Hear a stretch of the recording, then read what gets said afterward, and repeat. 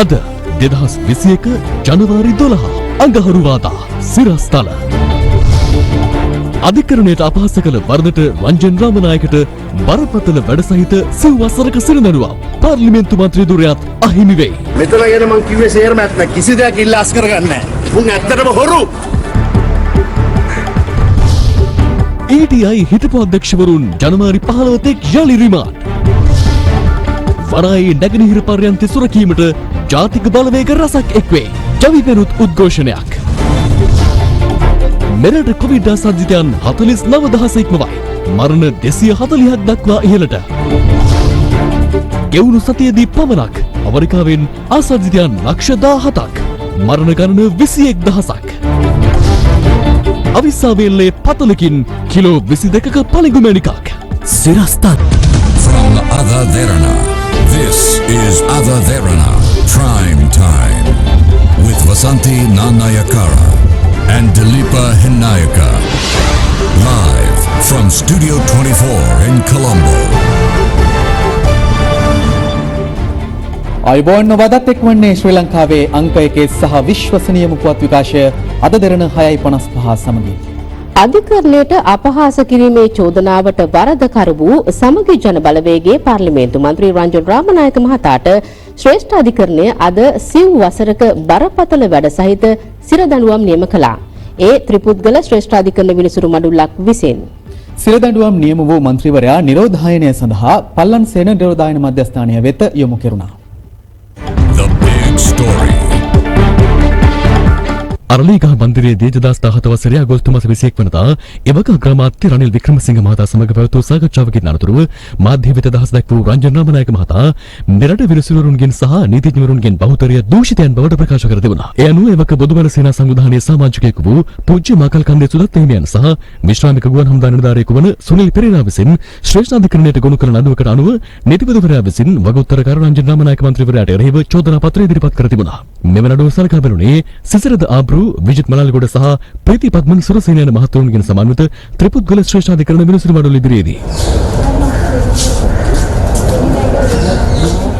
ඒ අනුව අද දිනේදී මෙහි විනිසුරු මඩුල්ල තීන්දුව ඒකමතිකව ප්‍රකාශයට පත් කරමින් සඳහන් කළේ වගඋත්තර කර රංජන් රාමනායක මහතාට එරෙහිව ඉදිරිපත් කර තිබූ අධිකරණයට අපහාස කිරීමේ චෝදනාව සාධාරණ සැකයකින් ඔබට උපවේදී වෙන බවයි. අදාළ චෝදනාවට වරදකරු කර මෙම දඩුවම් ප්‍රකාශයට පත් කරන බවයි ත්‍රිපුද්ගල විනිසුරු මඩුල්ල නියෝග කළේ. තීන්දුව විවෘත අධිකරණයේ ප්‍රකාශයට පත් කරමින් ත්‍රිපුද්ගල විනිසුරු මඩුල්ලේ සභාපති විනිසුරු සිසිරදාබ්රු මහතා සඳහන් කළේ වගඋත්තර කර රංජන් රාමනායක මහතා සිදු කළ ප්‍රකාශයකින් අධිකරණයට අපහාසයක් සිදු වී තිබෙන බවට චෝදනා කොට ඉදිරිපත් කළ පැමිණිල්ලකට අනුව මෙම නඩුකර විභාගයට ගන්නු බවයි. විනිසුරුවරයා පැවසුවේ එම ප්‍රකාශයෙන් මෙරට නීතිඥවරු සහ විනිසුරුවරුන්ගෙන් බහුතරය දූෂිතයන් බවටත් ඔවුන් මුදලට වැඩ කරන බවටත් දූෂිතයන් බේරා ගන්නා බවටත් ප්‍රකාශ කර තිබූ බව සාක්ෂි වලින් අනාවරණ වූ බවයි. එහෙත් මෙම නඩුකරයට අදාළව අධිකරණයේ හමුවේ සාක්ෂි දුන් වගඋත්තර කර රංජන් රාමනායක මහතා ප්‍රශ්නගත ප්‍රකාශය තුළ තමන් අතින් විනිසුරුවරු යන වචනය සඳහන් වූයේ වැරදීමකින් නැයි සඳහන් කර තිබුණා. කෙසේ වෙතත් ඔහුගේ පශ්චාත් ක්‍රියාකලාපය පිරික්සීමේදී එම විත්තිවාචකයේ බිනවැටෙන බවයි විනිසුරු සිසිරදාබ්රු මහතා විවෘත අධිකරණයේ සිය තීන්දුව ප්‍රකාශයට පත් කරමින් සඳහන් කළේ. මෙම නඩුකරය ආරම්භ වීමෙන් පසුව නඩුව කැඳවන දිනවල එය අවසන් වීමෙන් පසුව වගඋත්තර කර රංජන් රාමනායක මහතා ජනමාධ්‍යවලට විවිධ ප්‍රකාශ සිදු කර තිබෙන බව පෙන්වා දුන් විනිසුරු සිසිරදාබ්රු මහතා එම ප්‍රකාශ තුළින් විනිසුරුවරුන් දූෂිතයන් බවට තමන් විසින් මුලින් සිදු කළ ප්‍රකාශය ඉල්ලා අස්කර නොගන්නා බව අවධාරණය කර තිබූ බවද සිහිපත් කළා. තමන් ඒ වෙනුවෙන් සිරදඬුවම් විඳීමට පවා සූදානම් බවටත් උපරිමාධිකරණ සංකීර්ණ භූමියේ වගඋත්තර කරු විසින් ජනමාධ්‍යවලට සිදු කළ ප්‍රකාශ වලින් සඳහන් කර තිබූ බව අනාවරණ වී තිබෙන බවද විනිසුරුවරයා පැවසුවා. රංජන් රාමනායක මහතා විසින් සිය විත්තිවාචකය මගින් සඳහන් කර තිබුණේ මෙම නඩුවට පාදක වන ප්‍රශ්නගත ප්‍රකාශය තුළින් විනිසුරුවරුන්ට අපහාස කිරීමේ චේතනාවක් තමන් තුළ නොතිබූ බවයි. මෙම නඩුකරය ආරම්භ වීමෙන් පසුව ඔහු විසින් උපරිමාධිකරණ සංකීර්ණ භූමියේදී ජනමාධ්‍යවලට සිදු කළ ප්‍රකාශ වලින් එම විත්තිවාචකයේ බිනවැටෙන බව විනිසුරු සිසිරදාබ්රු මහතා පෙන්වා දුන්නා. ඒ තුළින් වගඋත්තර කරු තුළ විනිසුරුවරුන්ට අපහාස කිරීමේ චේතනාවක් තිබූ බව ඔහු විසින් පුරපුරා ප්‍රකාශ කරතයිද විනිසුරුවරයා සඳහන් කළා. එමෙන්ම මෙම චෝදනාව විභාග කිරීමට ශ්‍රේෂ්ඨ අධිකරණයට අධිකරණ බලයක් නොමැති බවට වගඋත්තර කර රංජන් රාමනායක මහතා වෙනුවෙන් පෙනී සිටි ජනාධිපති නීතිඥවරයා මතු කළ විරෝධතාවයද ප්‍රතික්ෂේප කරන බවයි විනිසුරුවරයා පෙන්වා දුන්නේ. සියලු කරුණු පිරික්සීමේදී වගඋත්තර කර රංජන් රාමනායක මහතාට එරෙහිව නීතිපතිවරයා විසින් ඉදිරිපත් කර තිබූ අධිකරණයට අපහාස කිරීමේ චෝදනාව සාධාරණ සැකයකින් ඔබට උපවී තිබෙන බවයි ත්‍රිපුද්ගල විනිසුරු මඩුල්ල තීන්දුව කළේ. ඒ අනුව ඔහුට බරපතල වැඩ සහිත වසර 4ක සිරදඬුවම් නියම කරන බවද ත්‍රිපුද්ගල විනිසුරු මඩුල්ල විසින් නිවේදනය කළා. අනතුරුව රංජන් රාමනායක මන්ත්‍රීවරයාව ශ්‍රේෂ්ඨ අධිකරණ භූමියෙන් රැගෙන ගියේ මෙලෙසින්. ජය හැමෝටම මම තිස්සත් කතා කරලා හොරගම් කළේ නෑ. ඉතින් පිළියන්න මේ ආණ්ඩුවෙන් එළියට දැම්මා. මාව ඇතුළට දැම්මා. සටන නවත්තන්න නැතුව දිගටම ගෙනියමු. මේ දූෂිත ආණ්ඩුව බලව හරිමු. මෙතන කියන මං කිව්වේ සේරම ඇත්ත. කිසි දෙයක් ඉල්ලාස් කරගන්නේ නෑ. මුන් ඇත්තටම හොරු ගැන කිව්වයි කියලා මම වගේ මිනිහෙක් ඇතුළට දාන්න. මං කිසි දෙයක් ඉල්ලාස් කරගන්නේ නෑ. සමාව ඉල්ලන්නෙත් නෑ. ජය. කරුණක් බය නෑ. තිස්සත් කතා කරනවා. සමාව ඉල්ලන්නෙත් නෑ. උඩ ඉඳෝ මචං.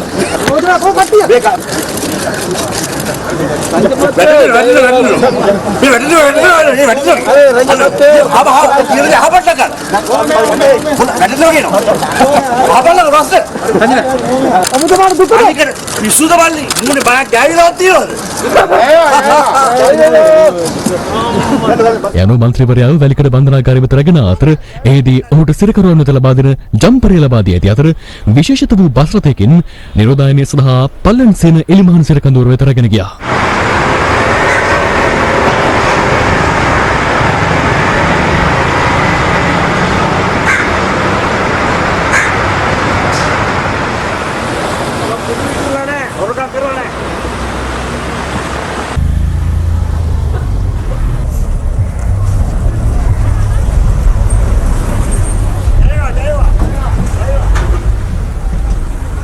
ඒ අනුව දින 14ක් ඔහු පල්ලන්සේන කඳවුරේ සිටිය යුතුයි. එහිදී ඔහුට PCR පරීක්ෂණයක් කරනවා. මේ PCR පරීක්ෂණය කරලා තමයි ඔහුව නැවතත් බන්ධනාගාර සිරදඬුවම ගෙවීම සඳහා වැලිකඩ බන්ධනාගාරයට හෝ වෙනත් බන්ධනාගාරයකට රැගෙන එන්නේ. මේ අනුව රංජන් රාමනායක මහතාගේ මන්ත්‍රී ධුරය අහිමි වන අතර සිරදඬුවම අවසන් වන දින සිට තවත් වසර 7ක් දක්වා ඔහුගේ ඡන්ද අයිතියද අහිමි වනු ඇති. එහිදී ඉතා වැදගත් වන සිද්ධිය තමයි සාමාන්‍යයෙන් අධිකරණයකින් දඬුවමක් දුන්නාන් පසුව එයට අභියාචනා කිරීමේ හැකියාව තිබෙනවා. මේ නඩුවේදී එසේ කිරීමට හැකියාවක් නැහැ. මොකද ශ්‍රේෂ්ඨාධිකරණයේ විසින් තමයි සලකා බැලීමක් සිදු කරනු ලැබුවේ අධිකරණයට අපහාස කිරීමක් සිදු වුණාද කියන. එතකොට ඒ අනුව රංජන් රාමනායකට සිය මන්ත්‍රී ධූරය අහෝසි වෙනවා. ඔහුට මන්ත්‍රීවරයෙක් හැටියට පාර්ලිමේන්තුවට ඒම ඒ සම්බන්ධව කටයුතු කිරීම කිසි දෙයක් කරන්න හම්බ වෙන්නේ නැහැ. ඒ අනුව ඔහු අවුරුදු 4කින් පසුව හෝ ඊට ප්‍රථම ජනාධිපතිතුමා යම් කිසි සමාවක් දුන්නොත් පමණයි ඒ පිළිබඳව කටයුතු කරන්න පුළුවන් වෙන්නේ. ඉතින් මේ නඩුවේ මාසය මිනිමම් අවුරුදු 2යි මැක්සිමම්. ඕකම දක්වපු පාර ඉරගිලා අධිකරණ අපහාස අධිකරණයට අපහාස කළ රංජන් රාමනායක අධිකරණ විනිසුරුවරුන්ට පවා පසුගිය යහපාලන සමයේදී බලපෑම් කර තිබුණේ නීති ආධිපත්‍ය තොට්ටුවකටවත් මායිම් නොකරමින්. අධිකරණ විනිසුරුවරුන් සමග දුරකථන සංවාදවල නිරත වීම පිළිබඳව මේ වන විට රංජන් රාමනායකට එරෙහිව නුගේගොඩ මහේස්ත්‍රාත් අධිකරණයේ හමුවේ නඩුවක් විභාග වන අතර ඊට අදාළව ඔහු රක්ෂිත බන්ධනාගාරගතව සිටියා. එම නඩු කටයුතුවලදී නීතිපති දෙපාර්තමේන්තුව අධිකරණයේ හමුව දැක්වූ කරුණුවලට අනුව රංජන් රාමනායක මහතා ධම්මික හේමපාල මහතා කඩුවෙල මහේස්ත්‍රාත් ලෙස කටයුතු කළ සමයේදී නඩු කටයුත්තකට බලපෑම් කර තිබුණා. එම විනිසුරුවරයා සමග සිදු කර ඇති දුරකථන සංවාද ගණන 20ක් හිටපු අමාත්‍ය AHM ෆෞසිරි එරෙහි නඩු කටයුත්තකදී මේ ආකාරයටම රංජන් රාමනායක එවකට කොළඹ ප්‍රධාන මහේස්ත්‍රාත් ලෙස කටයුතු කළ ගිහාන් පිළිපිටිය මහතාට බලපෑම් කර තිබුණා. එම විනිසුරුවරයා සමග රංජන් රාමනායක සිදු කර ඇති සංවාද ගණන 10ක් බවයි නීතිපති දෙපාර්තමේන්තුව අනාවරණ කළේ.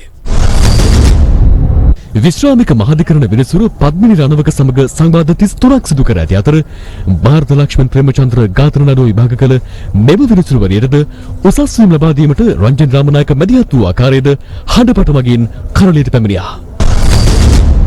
මට ඕනේ අභියාචනා අධිකරණයට යන්න. දැන් වේකන්සි එකක් තියෙනවා. අභියාචනා අධිකරණයේ වේකන්සියක් තියෙනවා.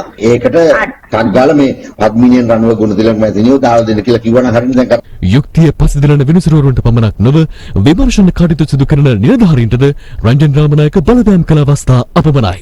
යහපාලන රජයේ සමයේදී අල්ලස් කොමිසමේ අධ්‍යක්ෂ ජෙනරාල් දිල්රුක්ෂි ඩයස් වික්‍රමසිංහ මහත්මියටද රංජන් බලපෑම් කර තිබුණා. සුබ අලුත් අවුරුද්දක් වේවා ඔබතුමාට. වේවා මැතිනිය කොහමද? එසේම අපරාධ පරීක්ෂණ දෙපාර්තමේන්තුවේ අධ්‍යක්ෂවරයාව සිටි ශානියා බේසේකරටද සිය දේශපාලන බලය යොදා ගැනීමෙන් රංජන් බලපෑම් කළ බව සනාථ වන හඬපටද මෙරට ජනතාවට අසන්නට ලැබුණා. right okay අපේ බලාපොරොත්තු ඉටි වෙනවා 110,000ක් කිව්වද ආයේ මේක මගේ දැන් ඔය දෙන ආතල් එක කඩන්න එපා. ආයේ යකා නගිනවා.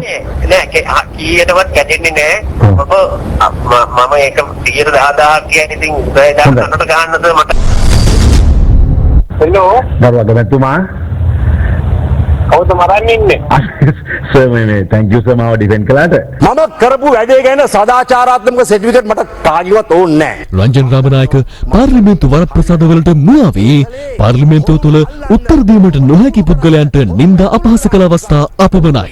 මේ බොහෝ අයගේ බිරින්දෑන් මට කතා කරලා තියෙනවා. උදව් ඉල්ලලා තියෙනවා. පසුගිය දිනවල අවස්ථා ගණනාවකදී රංජන් රාමනායක උත්තරීතර පාර්ලිමේන්තුවේ කතානායකවරයා ඇමතුවේ කිසිවෙකුත් අනුමත නොකරන පහත් දේශපාලන සංස්කෘතිය ප්‍රදර්ශනය කරමින්.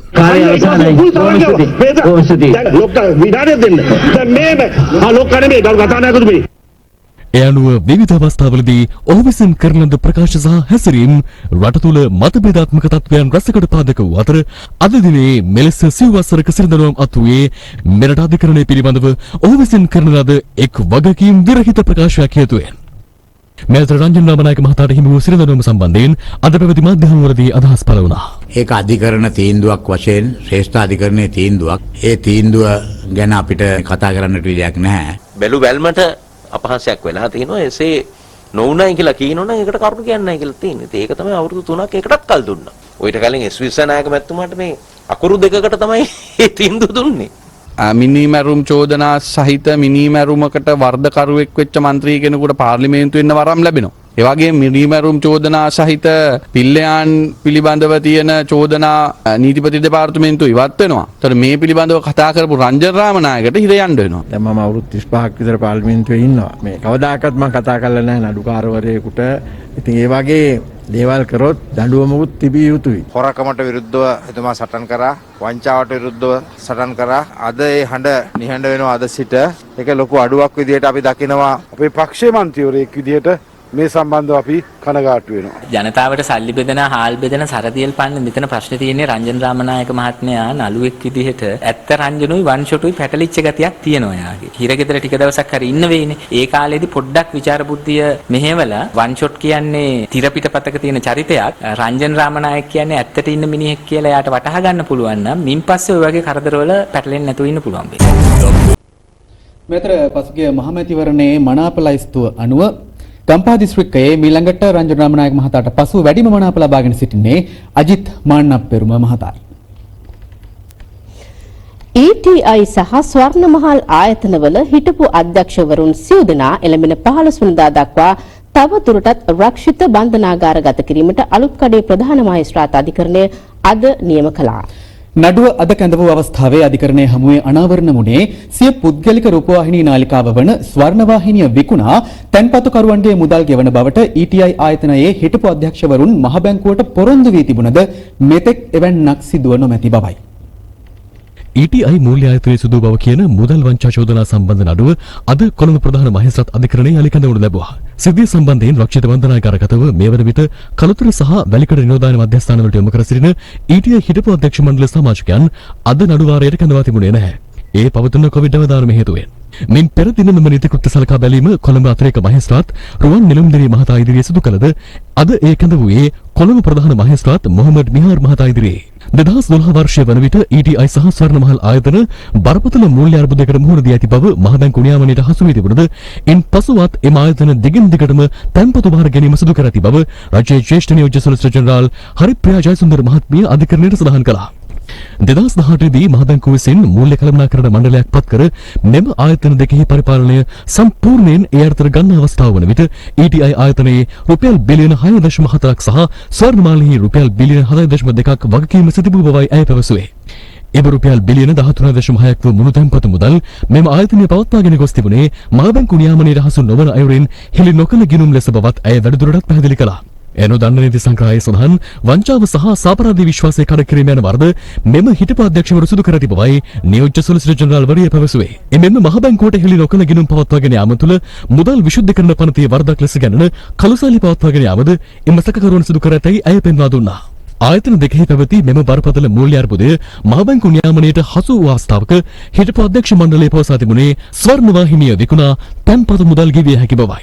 නමුත් එවන්නක් මෙතෙක් සිදු වෙන්නේ නැති බවද හරිප්‍රියා සුන්දර මහත්මිය සඳහන් කළා. සැකකරුවන් එම ආයතන දෙකෙහි 43000ක් වූ තැන්පතු කරවන්න ගෙවීමට තිබූ බිලියන 13ක මුදල නොගෙවා තිබුණද එම තැන්පතු මුදල් වලින් රුපියල් මිලියන 33.2ක වටිනාකමකින් යුත් මෝටර රථ පුද්ගලිකව මිලදීගෙන ඇති බවත් පෞලිය සමාජිකයන්ගේ නිවෙස් සෑදීමට ඔවුන්ට අයත් සිනමා ශාලා අලුත්වැඩියා කිරීමට මෙම තැන්පතු මුදල් යොදාගෙන ඇති බවත් රජයේ ජ්‍යෙෂ්ඨ නියෝජ්‍ය සොලිසිටර් ජෙනරාල්වරිය අධිකරණයට කරුණු අනාවරණ කළා.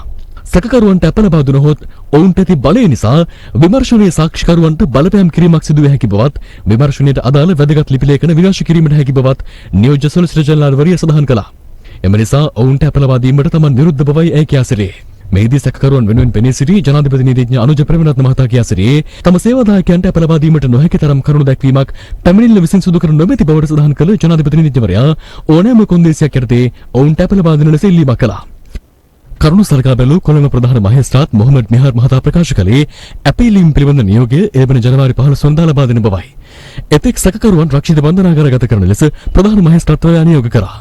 මේ අතර ETI ෆයිනෑන්ස් සමාගම වසා දැමීම සඳහා සුදුසු අධිකරණයකට ඉල්ලුම් පත්‍රයක් යොමු කිරීමට පියවර ගන්නා ලෙස බැංකු නොවන මූල්‍ය ආයතන අධීක්ෂණ දෙපාර්තමේන්තුවට දැනුම් දීමටද මහ බැංකුවේ මූල්‍ය මණ්ඩලය තීරණය කර තිබෙනවා. වත්මන් ආණ්ඩුව වෙන්දේසි සමාගමක් ලෙස කටයුතු කරමින් සිටින බවට පූජ්‍යල්ලේ ගුණවංශ හිමි චෝදනා කරනවා. කොළඹ වරාය නැගෙනහිර පර්යන්තයේ සුරැකීමේ ජාතික ව්‍යාපාරය ගොඩනැගීමේ සමාරම්භක අවස්ථාවට එක්වෙමින් උන්වහන්සේ මේ බව සඳහන් කළා. කොළඹ වරාය නැගෙනහිර පර්යන්ත සුරකීමේ ජාතික ව්‍යාපාරය ගොඩනැගීමේ සමාරම්භක ජාතික සභාව කොළඹ වරායේදී ඊයේ පැවැත්වුණා. වරාය වෘත්ති සමිති 23ක්, භික්ෂු සංවිධාන, දේශපාලන පක්ෂ, සිවිල් ක්‍රියාකාරීන් ඇතුළු සංවිධාන රැසක් මෙම අවස්ථාවට එක්ව සිටියා. මේ ආණ්ඩුව ඇත්තටම ප්‍රාණ අපේට ගොදුරු වෙච්ච ආණ්ඩුවක්, අතවස්සක් වෙච්ච ආර්ථික ඝාතක නිලධාරීන් පිරිසක් මේ ආණ්ඩුව හසුරුවනවා. ඔවුන් තමයි පසුගිය චන්ද්‍රිකා ආණ්ඩුවේ ඉඳලා විශේෂයෙන්ම මේ වරායට අදාළව තීන්දුව తీරන ගත්තේ. මේක සමාජයට ආණ්ඩුවේ අවසානයේ ආරම්භය වෙන්න පුළුවන් මේ පාවා දීම ආණ්ඩුව කළොත්. ඉන්දියාව වෙන්න පුළුවන් මේක පිටිපස්සේ ඉන්නේ. ලංකා පුංචි රටක්. ජේ.ආර්. ජයවර්ධනගේ අත ඇඹරුවා 87 රජීව් ගාන්ධිලා. ගෝඨාභය රාජපක්ෂලගේ අත අඹරන්න පුළුවන් ඇති. හැබැයි මේ රටේ ජනතාවගේ අත අඹරන්න අපි කවුරුවත් දෙන්නේ නැහැ කියලා අපි සබඳ කරමින් සියලුම නීති විශාරදයෝ මෙතනත් ඉන්නවා ජනාධිපති නීතිඥ මහත්වරු හැමෝම කිව්වේ කැබිනට් පත්‍රිකාවලින් ජාතික සම්පත් විකිණීම නිවැරදි නෑ. ඒතකොට මේ කැබිනට් පත්‍රිකාවලින් ජාතික සම්පත් විකුණන්නේ කොහොමද? වෙන වචන ගෙනල්ලා විකුණනවා. මොනවද කියන වචන? Private public partnership. අයි මුලින් පබ්ලික් එකටම තිබ්බ එක ප්‍රයිවට් පබ්ලික් පාර්ට්නර්ෂිප් කියන්නේ තව කණ්ඩායමක් ආගෙන භාගයක් විකුණලා. ඒතර වෙන වචන වලින් විකුණනවා. හම්බන්තොට වරාය බදු දෙන ගිය වෙලාවේ ඒකට විරුද්ධව මහා හඬින් කෑ ගහපු පිරිසක් අපි රන් බිජුලන කිකිලියක් බඳු හම්බන්තොට කොළඹ වරාය භූගෝලීය පීඨීමත් එක්ක අර කිව්වා වගේ ශතවර්ෂ ගණනාවක් තිස්සේ අපේ ජාතික උරුමය. මේකේ කෑල්ලක් බදු දෙනකොට මොකද්ද අර පපු කැනැත්ත තුවාල වෙන්නේ නැද්ද? ඒක රිදෙන්නේ නැද්ද? අපේම කරපිටින් බලයට ගිහිල්ලා මේ කරන නාට්‍ය දැක්කම හිතට වේදනා නැද්ද? වෙලාවකට මට හිතෙනවා අපි ඡන්දෙ දීලා පත් කරේ වෙන්දේසි කොම්පැනියත් එක්ක. අපි දන්න මේ රටේ ප්‍රධාන වෙන්දේසිකරුවන් අඩු ගානේ වෙන්දේසි කරනකොට ගන්ටාරයක් ගහනවා. මෙතන ගන්ටාරයකුත් නොගහ වෙන්දේසියක් යනවාද? නිසා මේ රටට පිට් පොකට් ගහන්න ලීස්තු වෙන්න එපා. මේකේ බිම් අඟල කිසිම කෙනෙකුට දෙන්න මේ රජයට අයිතියක් නැහැ. හැම පක්ෂයක්ම ආශ්‍රය කරන කෙනෙක්. කරුණා කළා මේ ඇති මුන් දෙකොල්ල තුන්වලට දුන්නා මේක. මේ අතර ජනතා විමුක්ති පෙරමුණ අද වරාය අයිතිය විදේශීය රටවලට විකිණීම හෙලා දකිනුවෙන් කොළඹදී විරෝධතාවයක් සංවිධානය කර තිබුණා. හජනවලක්ෂය ඇතුළේ ඉන්නවා ප්‍රගතිශීලී කොටස්. එය බලාපොරොත්තු වුණා මේවා විකුණන එක ගෝඨාභයවත් නතර කරයි කියලා. ජනාධිපති ගෝඨාභය රාජපක්ෂ ඇහෙන්න දැන් කතා කරන්න ඕන වරාය විකුණනවද නැද්ද කියලා. එන අපේ රටේ ආර්ථික හදවත අසිර රාජපක්ෂ ටීබී ජයසුන්දර රෝහිත අබේගුණවර්ධන මේ තින් කට්ටුව අද සැලසුම් කර තින ඉතා වේගෙන් අදානි සමාගමට මේ වරාය පවර්ලා දෙන්න. මේ හදවත කපා කොටා විකුණා දැමීම සඳහා රාජපක්ෂ බෝකරවරුන්ට ඉඩ නොදෙන බව අපි සපත කරන මේ රටේ ජනතාවට. මේ අතර මේ සම්බන්ධයෙන් විශේෂ භාර අමාත්‍යවරයාද අද ප්‍රතිචාර දැක්වුවා. මැල්කම් රංජිත් කාදිනල් හිමිපාණන්ව අපි මුණ ගැහුණා. උන්වහන්සේලා අපි පැහැදිලිවම කිව්වා මේ පර්යන්ත කිසිම රජයකට ආයතනයකට කිසිම තැනකට අපි විකුණන්නේ එහෙම නැත්නම් අයිතිය ලබා දෙන්නේ නැහැ. ආයෝජකයෝ ඇවිල්ලා මේකට ආයෝජනය කරලා හවුල් සමාගම් හැටියට තමයි මේක ක්‍රියාත්මක කරන්න කියන්නේ. උන්වහන්සේ මේක පිළි අරගෙන කිව්වේ මේක ඉතා ඉක්මනින් රටේ සියලු දෙනාව දැනුවත් කරන්න. අදත් කොවිඩ් ආසාදිතයින් 310 දෙනෙකු අලුතින් හඳුනාගත් බව යුද හමුදාපති ජෙනරල් ශවේන්ද්‍ර සිල්වා මහතා සඳහන් කළා. ඒ අනුව මේ දක්වා මෙරටින් වාර්තා වූ සමස්ත ආසාදිතයන් ගණන 49000 සීමාව පසු කළා. මරණ සංඛ්‍යාවත් 240 දක්වා ඉහළ ගියේ තවත් මරණ 8ක් සෞඛ්‍ය සේවා අධ්‍යක්ෂ ජනරාල්වරයා තහවුරු කිරීමත් සමගයි.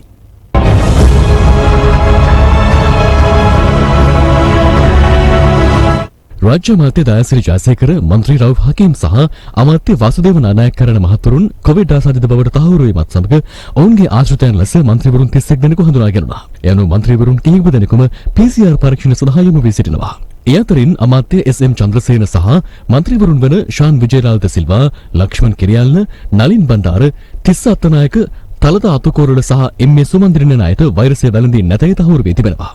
कोविड ආසාදිත බවට ඊයේ තහවුරු වූ අමාත්‍ය වාසුදේව නානායක්කාර මහතා පසුගිය 5 වෙනිදා සිය 82 වන උපන්දිනය නිමිත්තෙන් අමාත්‍යාංශයේ පැවති සමරුවකට එක් වූ අවස්ථාවේ ඡායාරූප කිහිපයක් සිය Facebook ගිණුමේ දක්වා තිබෙනවා. එම අවස්ථාවට රාජ්‍ය අමාත්‍ය සනත් නිශාන්ත මහතා සහ ජල සම්පාදන අමාත්‍යාංශයේ ඉහළ පෙළේ නිලධාරීන් ඇතුළු පිරිසක් එක්ව සිටියා. කොවිඩ් ආසාදිත මරණ 8ක් ඊයේ වාර්තා වීමත් සමග මෙරට සමස්ත කොවිඩ් මරණ සංඛ්‍යාව 240ක් දක්වා ඉහළ ගියා. වැලිකඩ බන්ධනාගාරයේ 52 හැවිරිදි රඳවුවෙකු, රාජගිරියේ පදිංචි 61 හැවිරිදි පුද්ගලයෙක්, මත්තක්කුලියේ පදිංචි 45 හැවිරිදි පුද්ගලයෙක්, අලුත්කඩේ පදිංචි 36 හැවිරිදි කාන්තාවක් ඒ අතරට අයත්. එමෙන්ම ග්‍රෑන්ඩ් පාස් පදිංචි 51 හැවිරිදි පුද්ගලයෙක්, බණ්ඩාරගම පදිංචි 70 හැවිරිදි කාන්තාවක්, දකුණු කළුතර පදිංචි 67 හැවිරිදි පුද්ගලයෙක්, කාත්තාන්කොඩි පදිංචි 57 හැවිරිදි පිරිමි පුද්ගලයෙක් කොවිඩ් ආසාදිතව මිය ගොස් තිබෙනවා. වාර්තා වූ කොවිඩ් මරණ 240න් 153 දෙනෙකුම පිරිමි අය වන අතර 87 දෙනෙකු කාන්තාවන් වෙනවා. ඒ අනුව සමස්ත මරණ අතරින් 63%ක්ම පිරිමි පුද්ගලයන් වීම විශේෂත්වයක්. ඇහැලියගොඩ මූලික රෝහලේ හදිසි ප්‍රතිකාර ඒකකයේ හෙදියකට වෛරස් ආසාදනයේ වියතේ තහවුරු වීමත් සමග ඇයගේ ආශ්‍රිතයන් 8 දෙනෙකු ස්වයං නිරෝධායනයේ සඳහා යොමු කර තිබෙනවා.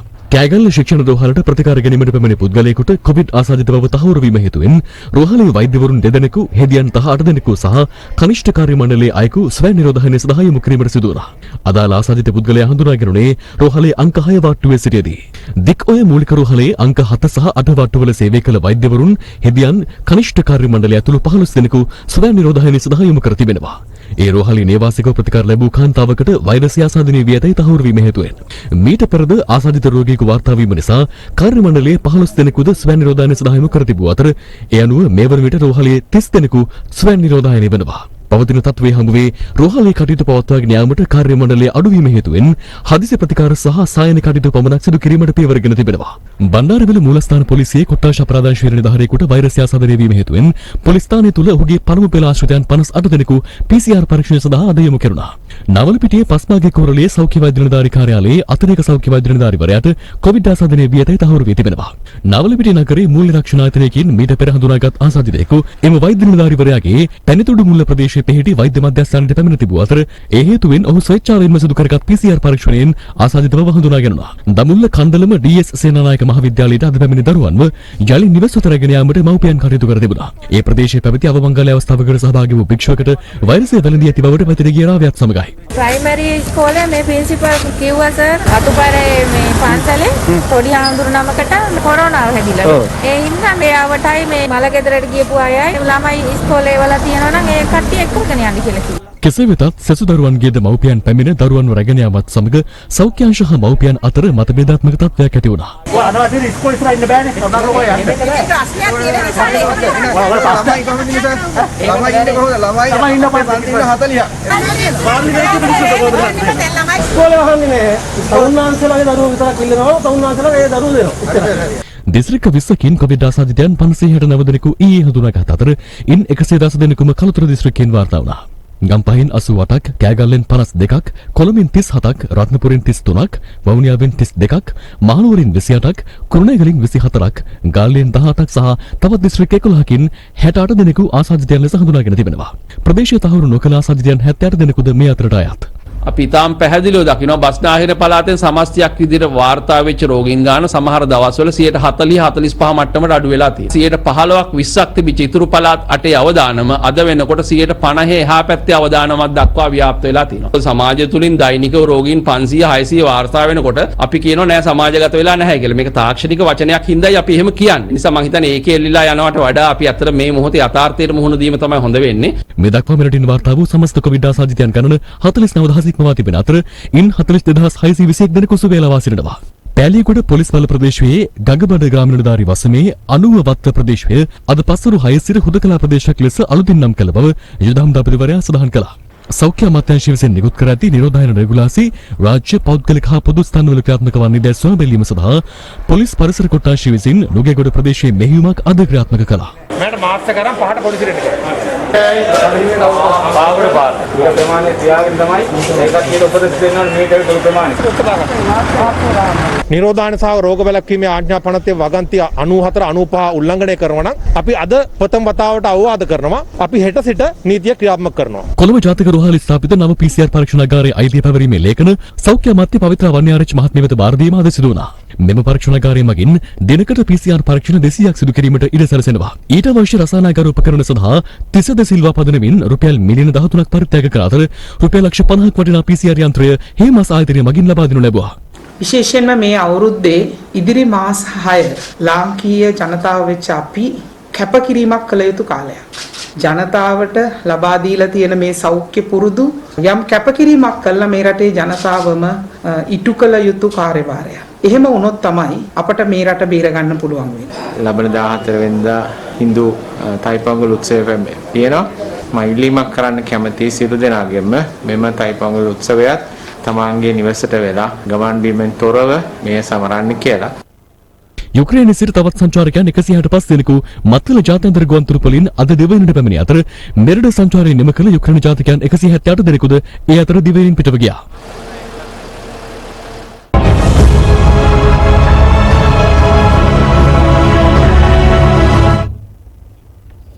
කොවිඩ් වසංගතයේ උපරිමයට මුහුණ දෙමින් සිටින ඇමරිකාවෙන් ගෙවුණු සතියේදී පමණක් ආසාදිතයින් ලක්ෂ 17ක් වාර්තා වී තිබෙනවා. එම සතියේ සිදුව ඇති මරණ ගණන 21000ක්. ඒ අනුව ගෙවුණු සතිය ඇමරිකාව මුහුණ දුන් වඩාත් මාරාන්තිකම සතිය ලෙසින් ඉතිහාසයට එක්වනවා. ගෙවුණු දිනේදීත් ලොව වැඩිම ආසාදිතයන් ඇමරිකාවෙන් වාර්තා වුණා. ගත වූ සතියේදී පමණක් ඇමරිකාවෙන් කොවිඩ් ආසාදිතයන් ලක්ෂ 17ක් හඳුනාගෙනුණා. එනෝ ගෙවුණු සතියේ එක් දිනකදී එරටින් වාර්තා වූ කොවිඩ් රෝගීන්ගේ සාමාන්‍යය ලක්ෂ 2ක ඉක්මවා තිබෙනවා. එමෙන්ම ගත වූ සතිය එරට මාරාන්තිකම සතිය ලෙසින් නම් කරමින් ඇමරිකානු මාධ්‍ය අනාවරණ කරන්නේ දිනකට 3000ක් මවා කොවිඩ් මරණ එම සතියේ සිදු ඇති බවයි. ගත වූ දින 7 තුළ ඇමරිකාවේ ලොස් ඇන්ජලිස් කලාපයේ පමණක් කොවිඩ් මරණ 1500ක් මවා සිදු වුණා. ඒ නොවැම්බර් මාසයේ සංඛ්‍යා ලේඛන හා සසඳා බැලීමේදී 10%ක වැඩිවීමක්. ගෙවෙන සෑම මිනිත්තුවකදීම ලොස් ඇන්ජලිස් වැසියන් 10 දෙනෙකු කොවිඩ් රෝගියට ගොදුරු වන බවයි බලධාරීන් පවසන්නේ. මොඩර්නා කොවිඩ් මර්ධන එන්නත මේවර විට ඇමරිකාව යුරෝපා සංඝීය රටවල් ඇතුළු රටවල් රැසක භාවිත කරනවා. එම එන්නත භාවිත කළ පසු වසරක් සඳහා කොවිඩ් රෝගීන් ආරක්ෂාව සැලසෙන බවයි නිෂ්පාදකයන් පවසන්නේ. දැනට නිර්දේශ වී ඇත්තේ එන්නතේ මාත්‍රා දෙකක් එක් අයෙකුට ලබා දීම ප්‍රමාණවත් බවටයි. කොවිඩ් වැළඳී සුවය ලබා මාස 6ක් ගත වීමෙන් පසුවත් බහුතරයක් රෝගීන් රෝග ලක්ෂණ පෙන්නුම් කරන බව චීනයේ සිදු කළ නව පරීක්ෂණයකින් හඳුනාගෙන තිබෙනවා. වුහාන් වැසියන් 1700ක් යොදා ගැනුණු එම පරීක්ෂණයෙන් පෙනී ගොස් ඇත්තේ ඉන් 76ක පිරිසක් නින්ද නොයෑම සහ තෙහෙට්ටු වැනි ලක්ෂණ තවමත් පෙන්වන බවයි. ලෙබනන් රජය තීරණය කර ඇත්තේ කොවිඩ් ව්‍යාප්තිය පාලනයට ලබන බ්‍රහස්පතින්දා සිට රටට පූර්ණ ඇඳිරි නීතිය පැනවීමටයි. ලබන අගෝස්තු 15 වනදා තෙක් මැලේසියාවට හදිසි තත්ත්වයක් නම් කිරීමට එරට රජු තීරණය කළා. මේ වන විට ඇමරිකාවෙන් කොවිඩ් ආසාදිතයන් 2,31,43,997ක්, ඉන්දියාවෙන් ආසාදිතයන් 1,04,79,913ක් සහ බ්‍රසීලයෙන් ආසාදිතයන් 81,33,833ක් වාර්තා වී තිබෙනවා. ඒ සමගින් ගෝලීය කොවිඩ් ආසාදිතයන් සංඛ්‍යාව 9,14,00,000කට ආසන්න වී තිබෙනවා. වාර්තා වී ඇති සමස්ත කොවිඩ් මරණ ගණන 19,54,000කට අධිකයි.